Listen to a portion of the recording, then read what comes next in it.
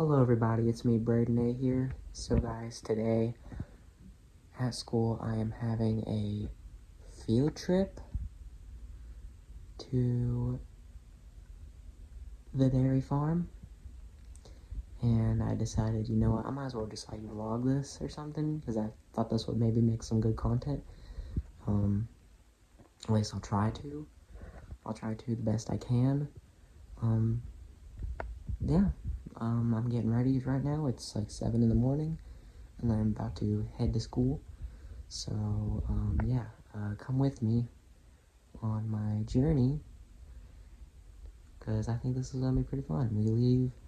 I'm going to get to the school around 8 a.m., and we're going to be leaving to go to the buses 9 a.m., and then we'll be coming back to the school around noon, 12 p.m., and then obviously I get home around 3. So, it's going to be a pretty easy day, no work. I don't have to go to any classes, so this should be pretty fun. So, come with me.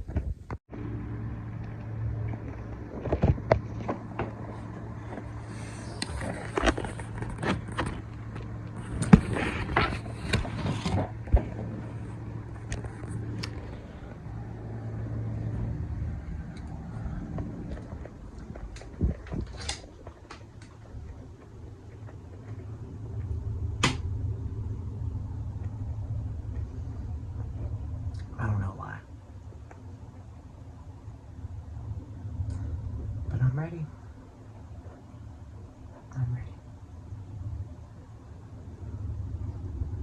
About to be heading out soon. Almost about to be ready for school. I'm pretty excited. It was a free trip too. Free trip. That's always nice.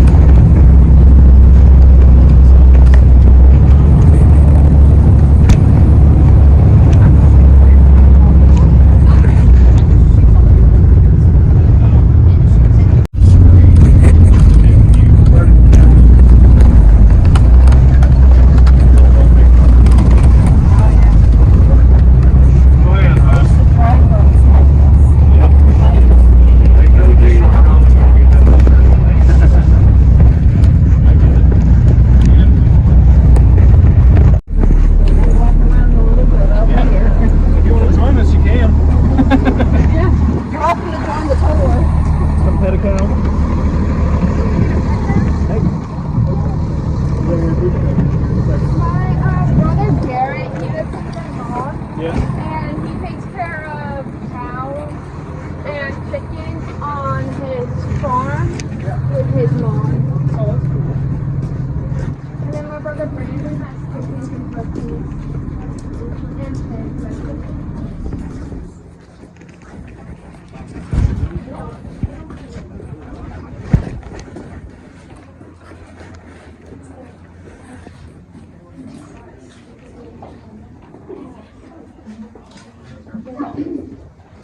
Go on in there, I'm sorry.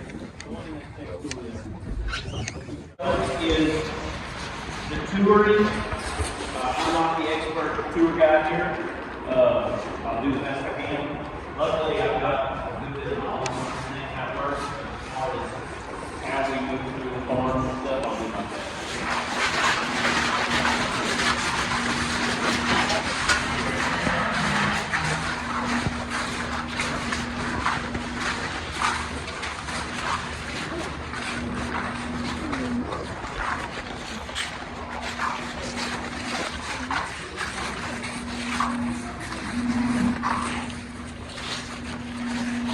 Alright, so one thing I would ask is take small steps. Sometimes in those booties, the concrete can get a little bit slippery. If you'll notice the weird patterns in the concrete, so we do that to help the cows gain traction. So that's called grooving. So if a cow starts to slip, the idea is a hoof will catch one of those edges, and it works pretty effectively. But anyway, so we're gonna kind of weave our way through these little man passes till we get to the middle of the barn. Then we'll be right out here where you can look and see, and I'll explain the different groups and any other questions you've got. Okay?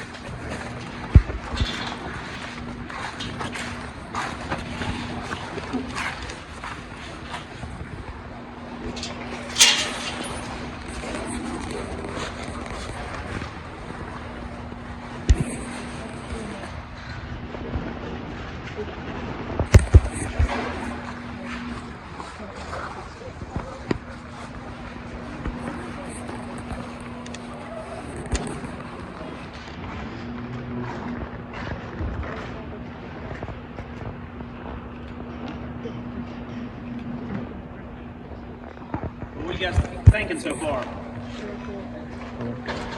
No, but what do you think when you come out here and see this?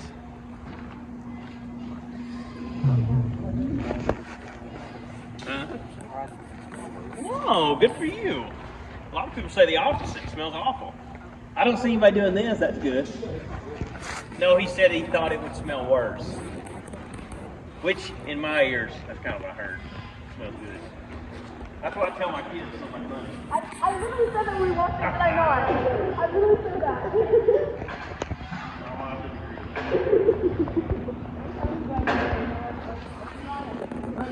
So, as you can see right now, we've got the curtains down inside the barn.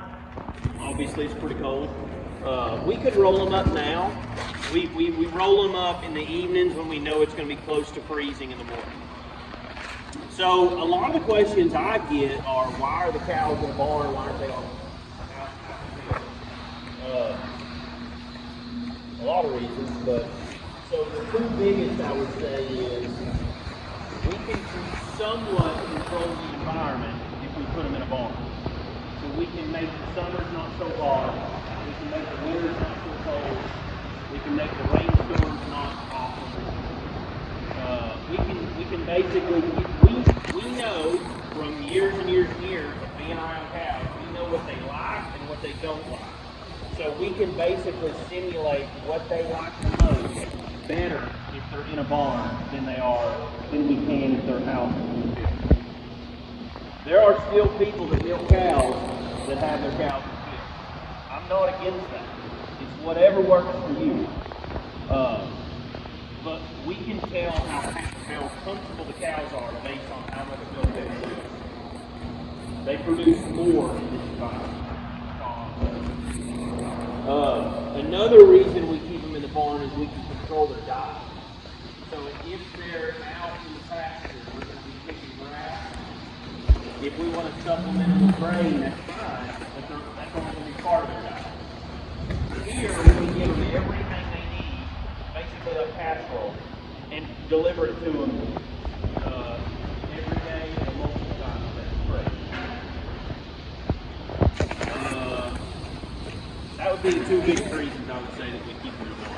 We can better manage them. So you see the fans that are not on. So let's say we're in June or July. The curtains are up, the garage doors are up, the fans are on, the mixers are on. You see above, so these are headlocks. Above each set of headlocks, we've got a mister line or a soaker line. We've got there, everywhere where there's cows. So what happens is when a cow comes to eat, the soaker turns on when it's above a certain temperature. Let's say it's above 70. They kick on and they'll run for 2 minutes. What they do is they soak the cows back. The fan blows air across the cows back, pulls the cows back. So it's like an old school barn air. When the temperature goes above 80, they kick them to another gear. They kick it to high gear and they run for longer.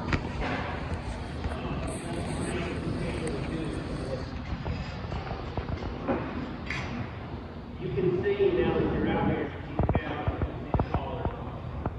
So when the cow walks into the robot has an antenna that reads who that cow is, just like the antenna that reads the cow. Everything about that cow goes to that transponder, then goes to the computer. That's how it goes. We've got little boxes. There's a white box down there, a little phone.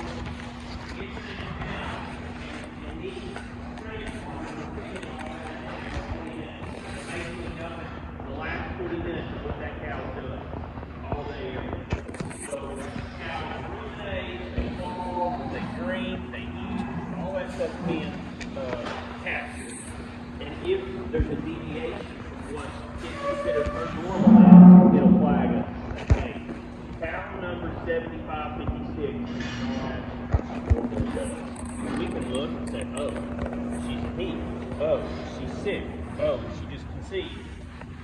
Laundry list of reasons. Or we can say, oh, something's not right. We need to go look at that cow. We'll go do a physical on her and we'll figure out what the problem is. But this is what we call a freestall barn. And the idea is that you see the cows over here, those are called freestalls. So every cow has the ability, whenever they want, to lay down, to eat, to drink, to walk around. The difference is, on this side of the barn, these girls only get milked twice a day. So in 5 o'clock in the morning, 5 o'clock in the evening, somebody will come retrieve the cows and put them in the slaughter, just like we spoke about earlier. On this side of the barn, these girls go milk whenever and however often they want, with a little bit of a caveat. So if a cow is not a high producer, if she's producing a low amount of milk, we won't just milk her over and over and over and over again. She kind of has to earn those trips. But the more she produces, the more frequency we give her to visit the robot. These girls are showing off. But you can see right now there's a cow in the robot being milked. And most, other than the fact that I'm talking and she's over here intrigued, normally her head would be down. Do you see her head going down there? She's eating. So we take some of the energy out of this feed and we put it in a pellet in the robot to help entice them to come to the robot. So this is a different feed over here than what those girls are eating over there. Those girls are getting 100% of everything they need and want in that ration right there. These girls are not. They're getting 80% of what they need and want, and 20% of it's going in a pellet to help them go to the robot. Any questions? I must not be doing too good. The other thing that's kind of unique is a lot. The way we manage cows a lot of time is by their stage of lactation. So fresh cows that have recently, when I say fresh, I mean that they've recently had a calf. They'll be grouped together with other fresh cows. pregnant cows will be grouped with other pregnant cows. So this group over here is called our dry cow group. So these girls are 7 to 8 months pregnant. So once they hit 7 months pregnant, we stop milking them and we give them a dry period of 2 months. So during this 2-month period, they do everything everybody else does except for milk. And the idea is they're resting up for their next lactation. So the gestation period for cows is much like humans. They're 9 months. So they have the last 2 months of gestation to rest, relax, and get ready for next work. All right, come on.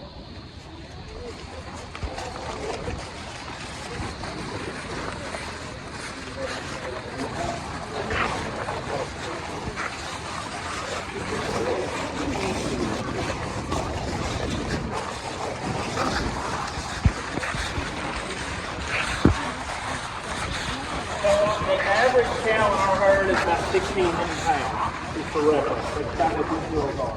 It's about 1,600 pounds right there. So we've got cows as light as 1,000 pounds, and we've got cows as heavy as 2,000 pounds. But you see her digging her head in there? So these girls are just like my kids at home. They're extremely picky eaters. Okay. So I know she's got a big mouth, but don't let that fool you. She's sorting around looking for the good stuff. Basically, if I hid some candy in a pile of green beans, that's what she's doing. You see her? She's sorting. She's looking for that ground corn, because that's what they like. They want to get rid of, so right here, this is straw. This is straw that we ground up, chopped up, and hid in here, but she found it. So these long pieces, that's where we get in trouble, because they can sort. They need it, they don't want it. So all these little holes in the ration down through here are where they've been poking around looking for the stuff they like. The whole goal of ours is to get everything they need and blend it so tightly that they can't sort it. I want, every time she takes a bite, I want her to get just a little bit of everything in that ration. That's why we use water when we mix it to help keep it together. Try to limit the ability for them to sort. But they kind of do. But they need it. And so what they don't realize is when they're sorting, they can end up causing themselves health issues. They can get a ration of too, just like when we eat too much candy. Same thing. But we still do it again and again and again. So that's what they're doing. They're looking to try to get the good stuff and sort out. Same thing these girls are doing. If you'll look, this feed looks quite a bit different than this feed. And it is, because the energy demand for these girls is so much different than these girls. These girls are making 100 pounds of milk a day. Well, you don't do that on candy. You gotta have some substance to your feed. These girls are not making any milk. We want these girls to stay exactly how they are. We don't want them to put on a bunch of weight, and we don't want them to lose weight. So because of that, we have to take some energy out of this ration. Well, guess what energy is? It's the stuff they like. So that's why you see big holes over here. Because they're like, wait a second. Last week I was getting the good stuff. And now I'm getting the no good stuff.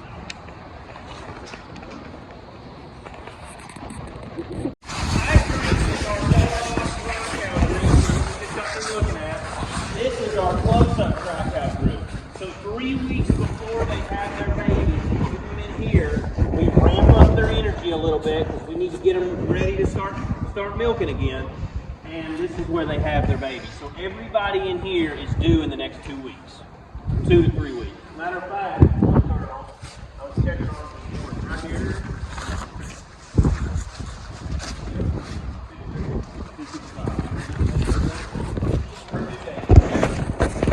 She's gonna calve. You hadn't told me yet. I think she's gonna calve before Friday. Yes.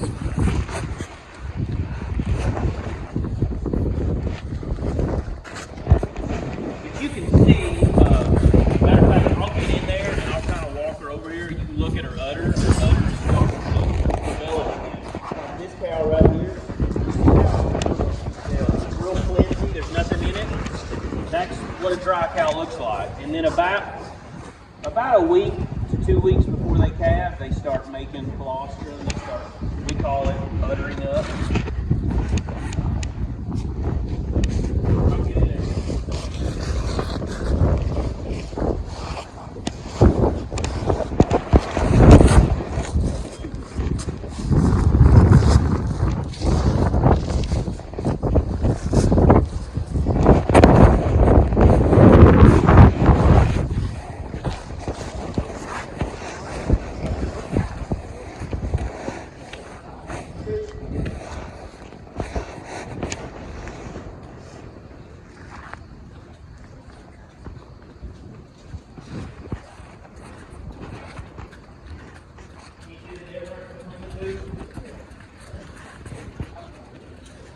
So I would like for her to be showing a little more, but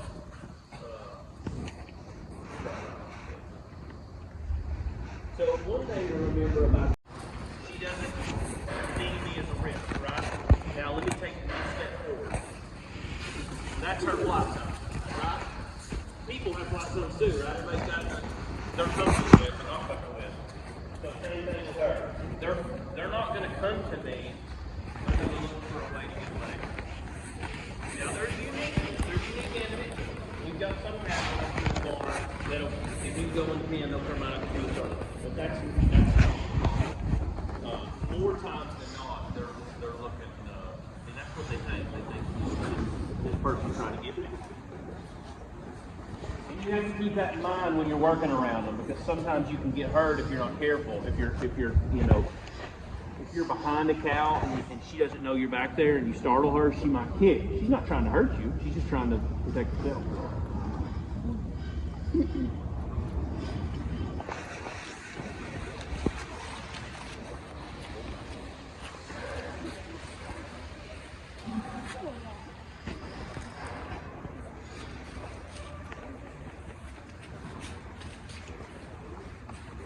Any questions that you have so far? Is there anything that doesn't look right or doesn't make sense?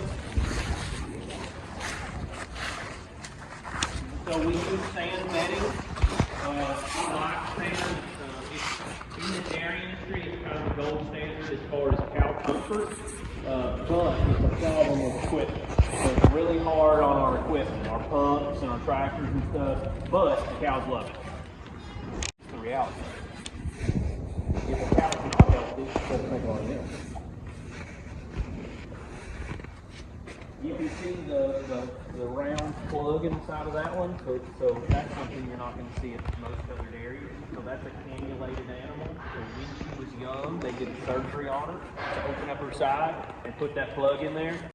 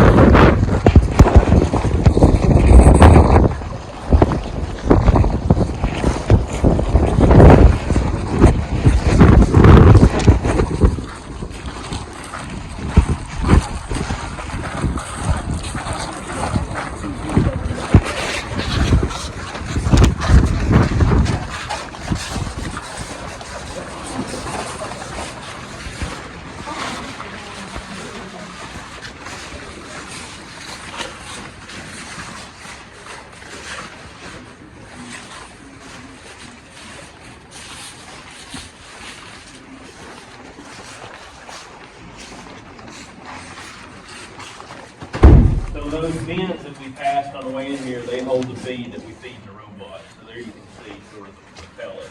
So that's got some corn in it.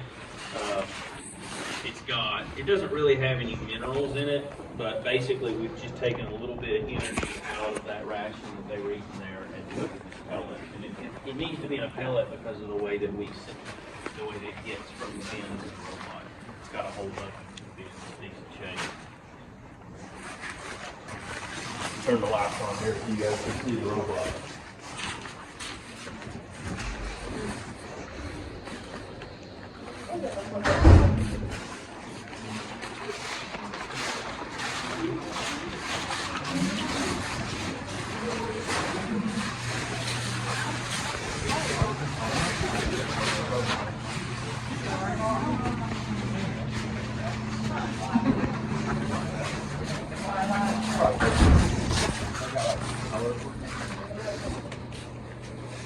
Basically, think about these robots as a miniature version of the parlor that we started at. That's what they are. They're just a tiny parlor.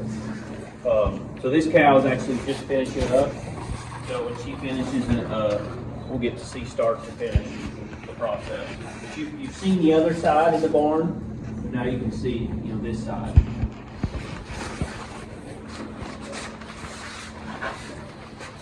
These robots have been on the market for about 25 years. But like all the other technology, just like the thing in your pocket there, it just gets better and better and better and better. And so these were purchased 3 years ago, and I think they were designed maybe 5 years ago. So this is about 2020 technology you're looking at. These are about just shy of $200,000 a piece. Like everything else, if you buy a bunch of them, you get a little better deal. But yeah, they're pretty expensive. So if you're a dairy farmer that's just milking 50 or 60 cows, it's hard to pull the trigger on it.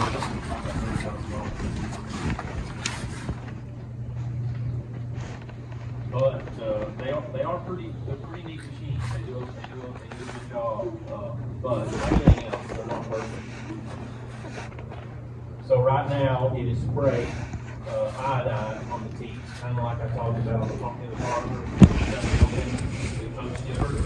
It's spraying that posted on the tip.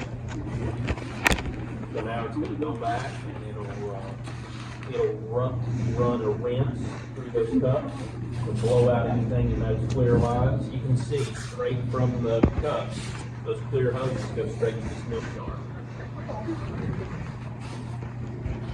You got another one making back here. So also, the floor that cow's standing on is scale. So it's weighing the cow each milking. You see how it's moving with her? Okay, so that cow didn't have permission. See that? It kicked her out. So she had either just been an hour ago. She didn't have enough milk to justify it. I guess. But for whatever reason, she didn't have permission. So here goes number 2. Okay, she's got permission. So you'll see start to finish. So as the arm is cleaning the udder, it's dropping feed because the idea is it wants her attention to be on the feed bowl.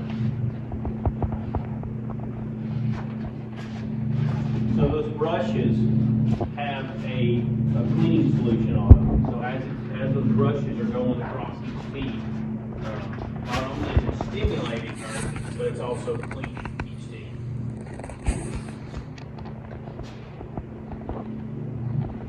So it'll do a round for each quarter, then it'll come out and add an additional cleaning solution, and it'll go back and do one more time to help make sure she's clean and stimulated. And while it's doing that, the milk jar is pumping from the last cow over to the tank, which is right behind me here.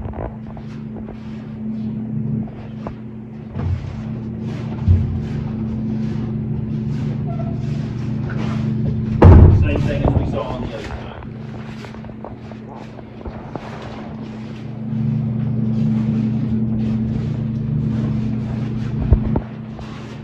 So after it's gone back, then when it gets done with the brushes, it's blowing air on each quarter to help dry them out before it hangs them. So then when it finishes the pour there, then the brushes will come back, and then you'll see the lasers looking for each quarter to know where it hangs there.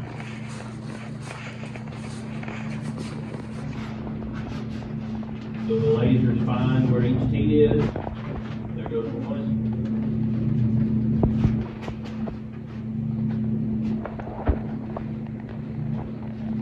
Good to go.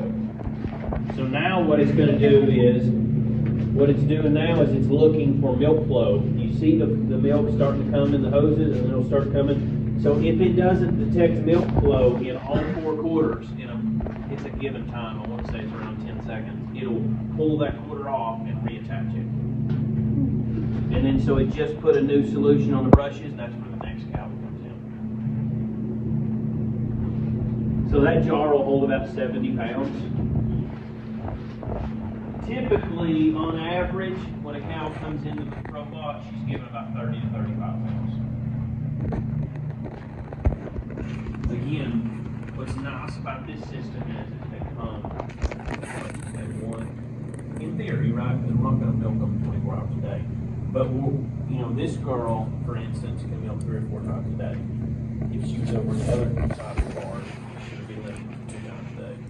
And a cow that's producing a lot of milk, it's hard on to hold 12 hours of milk, especially in July or August. So, there's arguments that this is a little better for the cow. But there's a lot of variables there. One of the challenges to milking with the robots is we're, like I said, we're feeding them in here. Well, cows like routine, they like consistency. It's one of the reasons we're giving them that casserole out there, right? It's everything they want, need in one bite. Well, we're taking that away, we're putting some of the energy they need in the pellet. So if, let's say a cow that's given a whole lot of milk comes in, we got to give her a lot of pellets because she needs it. Well, that's hard on them to eat 10 pounds of pellets in one sitting. It's hard on the gut and the stomach. And so that is one area where this system kind of struggles, is if it's a really high producing cow and she doesn't come in her intervals like she needs to, like every 4 or 5 hours. Let's say she weighs 12 hours and she's got 80 pounds in there. Well, we've got to get that energy in that cow. It's hard on that one quick sitting. Does that make sense? But another thing that's nice about this system is there's tons and tons of data the robot's collecting at each milking. We get some data on the parlor, but not like this. So underneath that arm, where those hoses go through, there's a little block for each quarter. That block is a sensor that's reading the color of the milk, the temperature of the milk, and the conductivity of the milk. So it knows if the color's off or the temperature's off, it'll tell you, hey, this is 2544. 2544 is right rear was colder than it normally is, and it was a little off in temperature. There could be an infection you might see. Yeah. If the milk is off, like, what do you, how do you know? I don't know. Like, if it gets pumped to the tank, you guys can control when it gets pumped to the tank or not? Or how do you know if the milk is down? Yes. So it's knowing with the sensors, but it leaves it up to us to do something about it. Oh. So it will not dump a cow's milk until we tell it to. Okay. So if her milk is infected and we don't tell it to go down, it will go to the tank, 100%. But that's how we get paid. So if we don't keep up with that, we don't get paid. Exactly. Okay. So we get paid off of the volume of milk that we sell, but also the quality. So it's in our best interest to make sure that the quality is as good as we can get. Not to mention, when I said out there about cows that are healthy make more milk, they also make quality milk. So the happier we keep our cows, the more profitable we are, and the more happy we are. So all that information I'm talking about comes from here.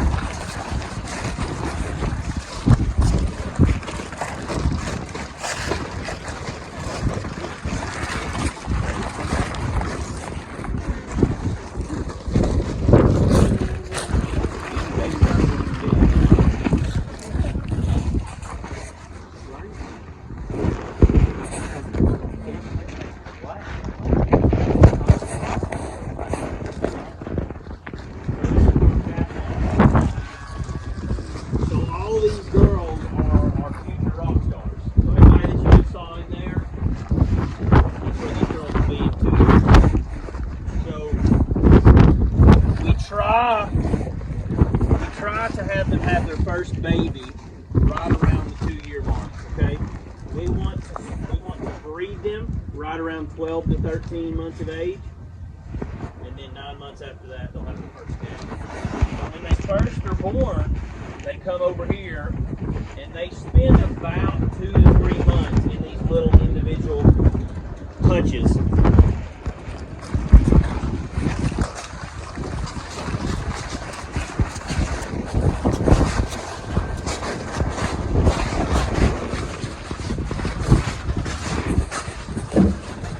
So these girls get fed milk, bottles of milk 3 times a day. In addition to the bottles of milk, they've got free choice to water and to grain. You can see the little calf jackets we've got on some of the younger ones.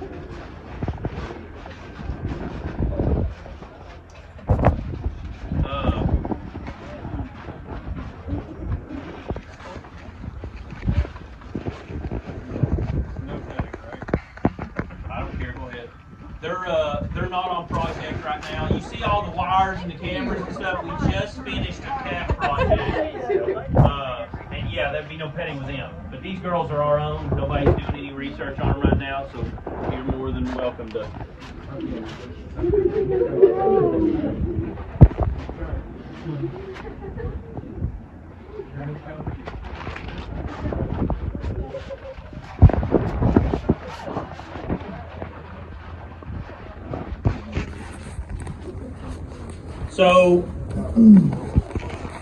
So after about 2 to 3 months, we wean them. We take the milk away from them. We do it over a gradual process. So about a week and a half, we taper the milk off. By that time, we're hoping that they're consuming a good bit of this starter, this pellet that's in the bucket in front of them. And then we'll introduce them to buddies. So as you can see right now, these girls are individually housed. We do that for a few different reasons. There's nothing wrong with raising them together, but if you do it this way, you can help lower your incidence of spreading. If one of them gets sick and they're in a group, they all kind of like when one person in your family member gets sick in the house, they all get sick. So once we wean them, then you can see that other carport over there where they're all together. Those are all about 3 months of age. Then from there, we'll put them in these pastures to where they can start picking. And then all we'll do basically is keep them to where they're grouped in similar ages until they get to the breeder age and the pregnant heifer age. Is this one a male? These are all girls. All females. The spots on the top of the head look like horns. They were. So one of the things we have to do is we have to dehorn all these calves. So all Holsteins, unless they're polled, are born with horns. So usually, if you'll do it the first 2 weeks of age before it breaks surface, it's just a button, and then it makes it real easy. If you wait until the horn actually develops, it's a little tougher process. But the way we do these girls is we'll sedate them, basically put them down, put them to sleep. Then we'll come in with a hot iron, burn that button, give them some pain medication. 2 hours later, they're ready to go. Zoomies.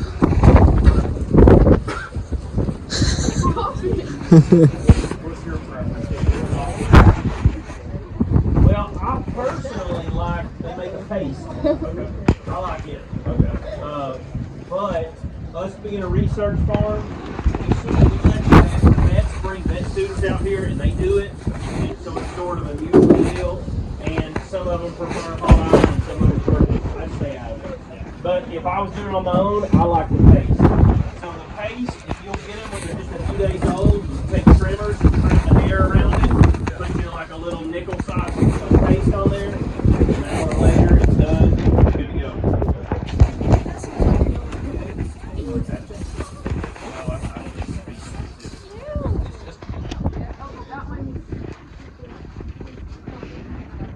But calves, much like cows, they're curious animals. So they're a lot like us when it comes to they like habits and they're very curious. Sometimes too curious.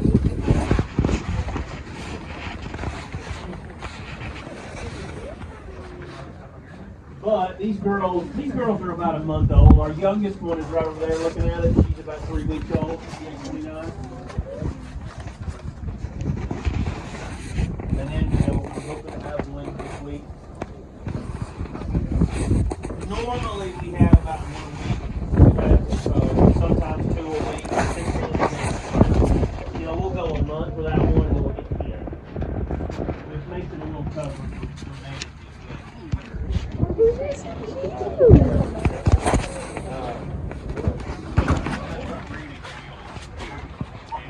I do all the breeding.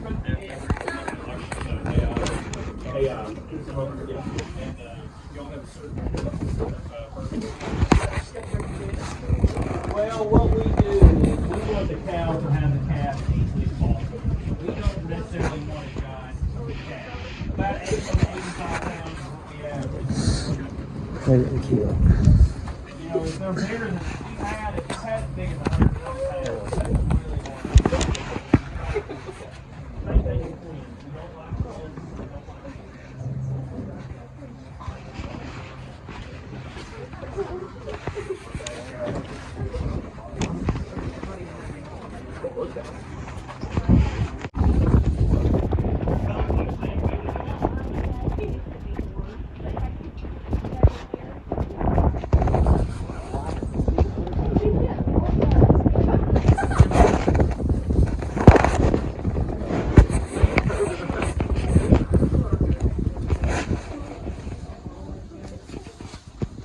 we try to have those posts.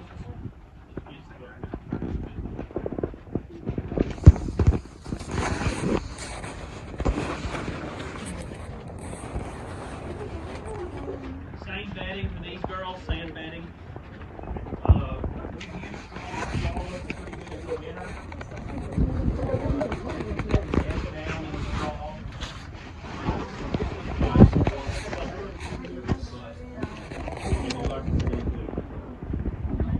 Any questions? So all these girls are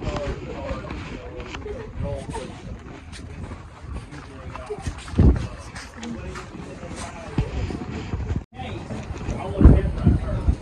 She's old enough to be red. I want her to set in guarantees that I get that right.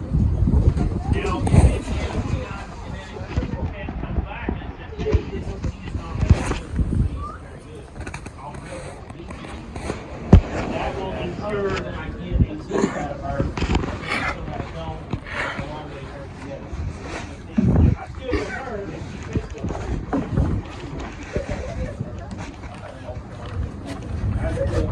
So right now, 75% of my breeding go to 16 and 25% go to 18. And then I can adjust that depending on what our needs are. If we're not making enough replacements, I can increase the 16. If we're making too many, I can increase the 16. Let's just pass it. Right now, these animals are extremely common. I'm letting Gary make money. So, if I'm just thinking about the short term, I'm thinking let's make it easy like that for me. But, that's all long term.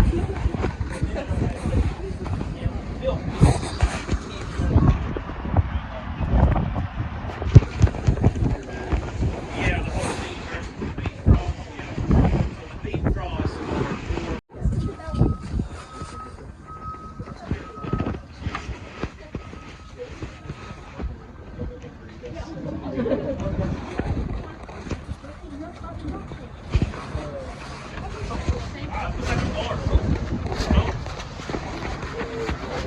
Any questions out here?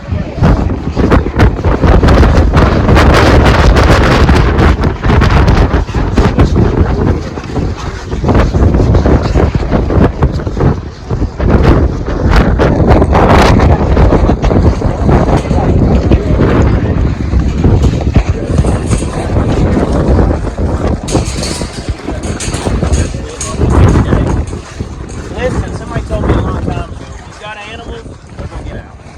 So yeah, it happens. Turkeys and they figured out how to open their door. So we have them get out occasionally, but they don't go far. I mean, they've got what they want and need where they're at. So sometimes they'll get out and they'll kind of stretch their legs and run around, but if you'll just wait a minute or two, they'll just sort of mosey back. Because they like each other too. They're social animals, so they want to, if they're out here by themselves, eventually they're going to be like, hey, the fun's over, I want to go back to my buddies.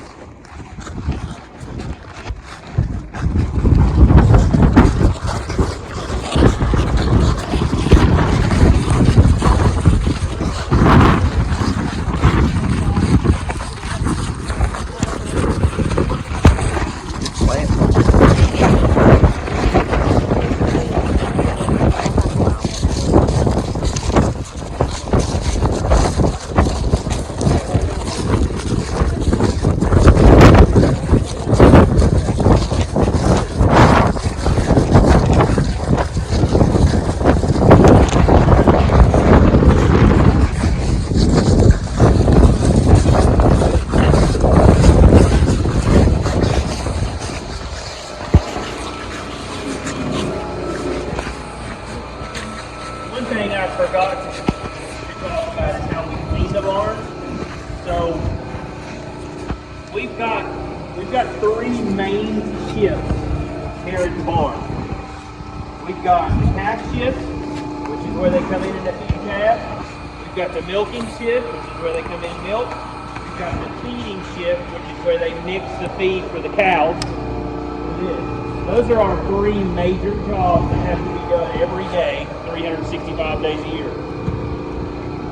One of the jobs of the calf feed, so the calf feed, we've got like 4 or 5 in rotation right now to feed the calves. 2 of them are actually high school students at Heritage High.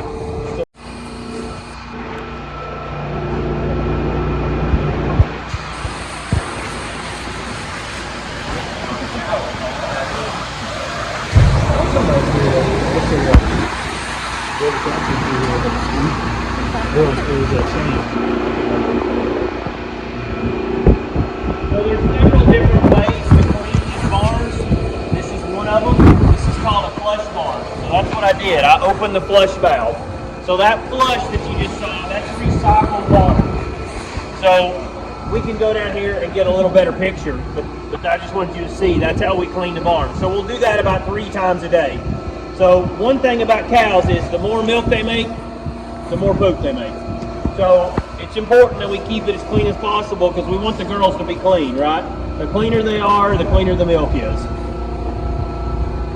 But anyway, the valve opens there and it goes, if you'll notice, this barn's sitting at an incline or decline. So we're higher here than the bottom of the barn, and that's one of the reasons is to accentuate the flush leaving the barn.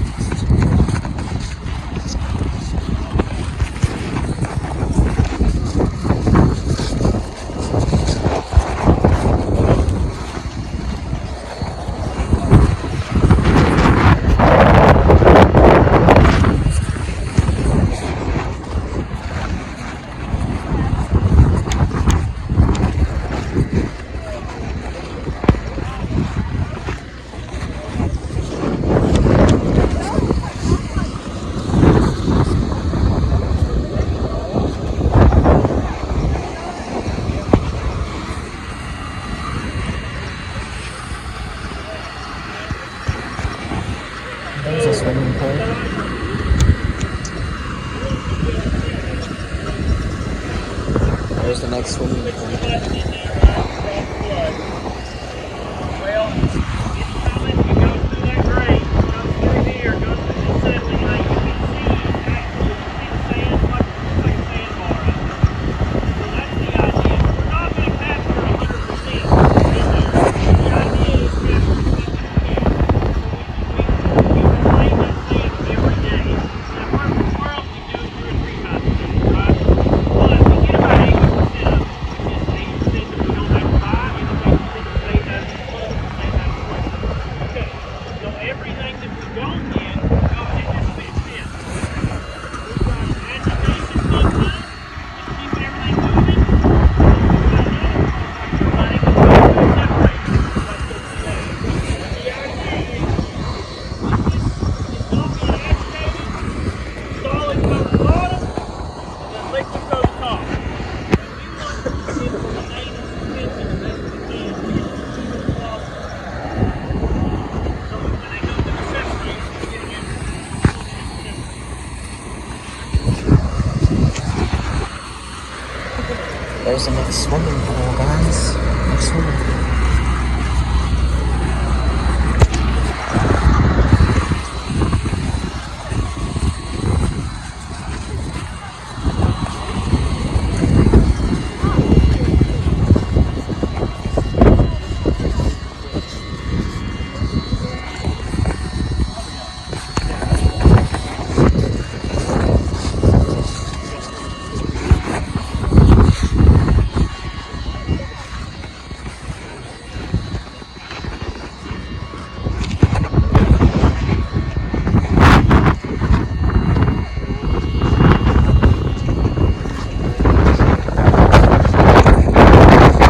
Okay, so the reason why we want that agitation pump running is so that whenever that other pump brings it over here, it's bringing everything, not just the liquid. So there's a stream, that's a stream, looks like a radiator up there. That pump is pumping over. Everything in that pit is coming over there. The liquid goes through that stream, the solids roll down and come into here. So this is everything that the cow is not doing anything with. So this is all that's left when she's done regurgitating, ruminating, turning it into milk. This is what's left. Now we can sell this, we can apply it to our field before we plant next year's crop. But the idea is to get all of this that we can out so that we can recycle that water and then flush with it again. Does that make sense? It's one big circle. And the more sand we can get out in the lane, the more solids we can get out here, the better our flush water will be to clean the barn.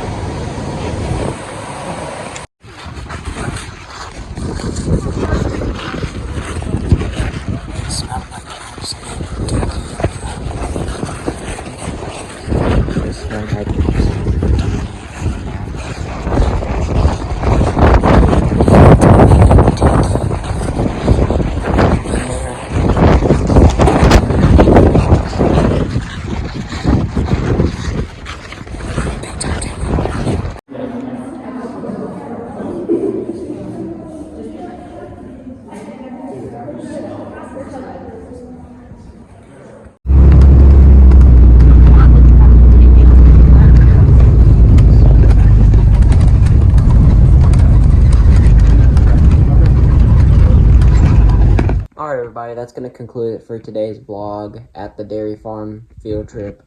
Hopefully you guys enjoyed it. I really did enjoy it. I learned a lot, actually. It was cool seeing the cows. Got to pet the baby cow. That was fun. It almost makes me not want to eat steak anymore. But jokes on them, they kind of taste too good. So, you might not want to let vegan teacher know about that, though. She'll probably hate me for that. Anyways, yeah, that's gonna wrap it up. Like and subscribe, do all that fun stuff, and I'll see you next time. Bye-bye.